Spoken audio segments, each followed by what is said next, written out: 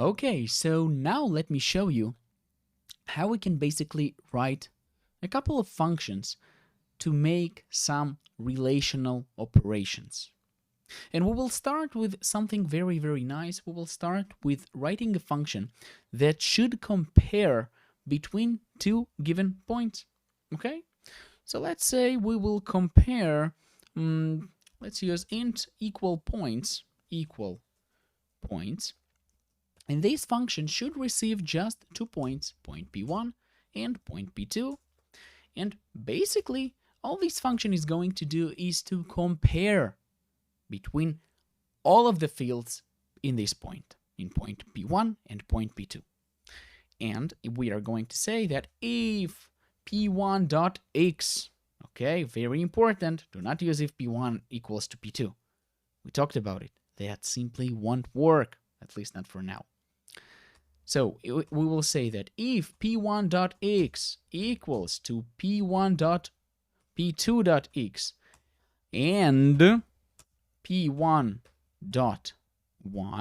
equals to p2.y, okay, then if that happens, then we can return, let's say they are equal, we will return 1, else we will return 0. The else is not mandatory here, we can simply write the return 0, but never mind. So what we've done here is we created a function to compare between two given points. Okay, so we say equal point is a function getting 2 points, and it compares between these 2 points field by field and returning 1 if they are equal and 0 if not. So how this function will be called, let's say int main, and we have here an example, so let's create int point 1. It will be equal to 1 and 2, and we will have point 2, which should be equal to, let's say, 4 and 1. I don't know, something like that. So we want to know if both of these points are equal. So one way to do it is basically to say if, right? And we can ask a simple question. We can ask if equal points, let's say equal points more correctly, if equal points on these 2 points, point 1 and point 2, if this result does not equal to 0, then it means that they are equal. So we know here code related to the fact that they were equal, that the points were or are equal. Okay, so that's what we do. We simply compare between these 2 points by using an equal points function. And if this function returns a value that is not 0, like in this case, we can say simply that they are equal. Okay, is it clear? So we could not use the equality sign like if p1 equals to p2. But we can use it this way by using equal points. Okay, so basically here you will write down any code associated with the result of this condition being true, or if it's false, related to the else section. Okay, another example, if we want to write down a function that basically compares between 2 points and says not equal points. Okay, so this was kind of associated with this relational operator, right? And this one will be associated with this relational operator, not equal. So it will also get point p1 and point p2, but all it's going to do is something else. What is it going to do? It's going to compare between them a little bit differently. If p1.x does not equal to p2.x, or, okay, right, we can copy that. We can say if p1.x does not equal to p2.x, or at least p1.y does not equal to p2.y, then we can return 1. Otherwise, we can return 0. Okay, very, very simple. So we created 2 functions kind of associated with the equality and not equality relational operators.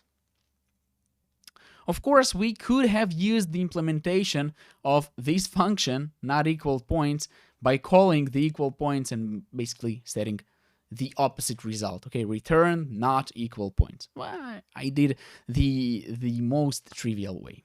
Okay, so that's one way to use the relational operators. Okay, so in C, we cannot use operator overloading, which is a whole topic on itself.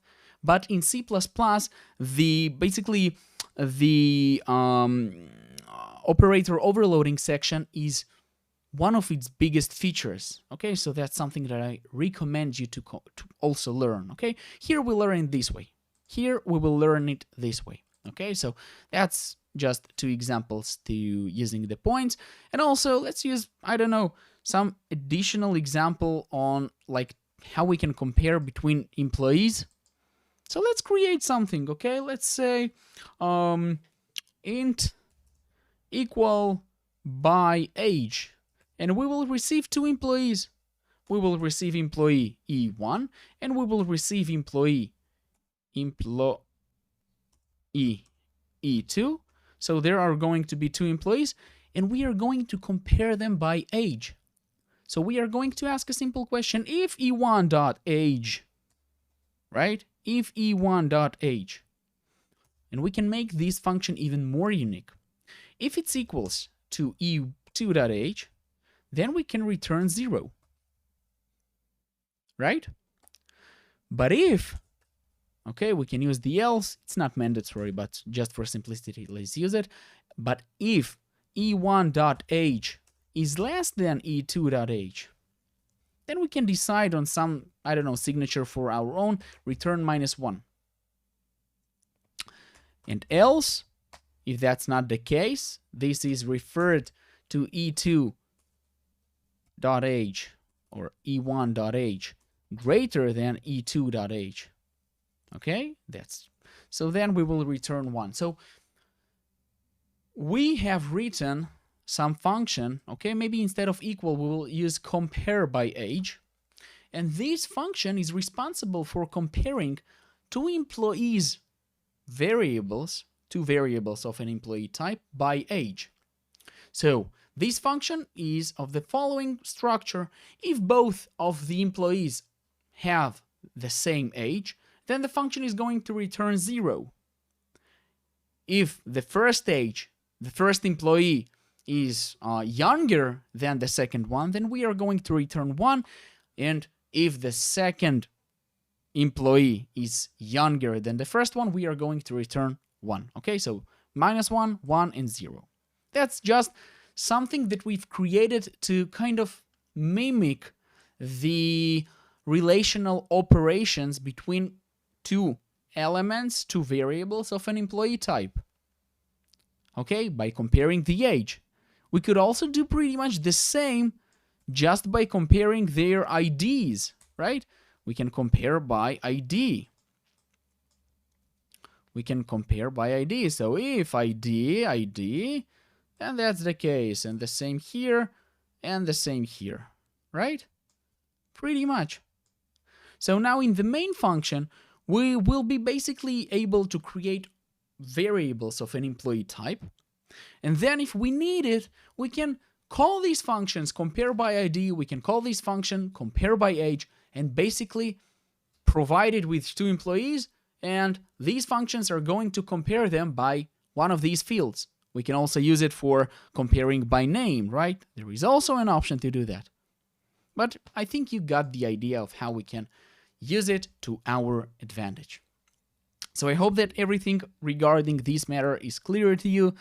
And yeah, thank you guys for watching. Let's proceed.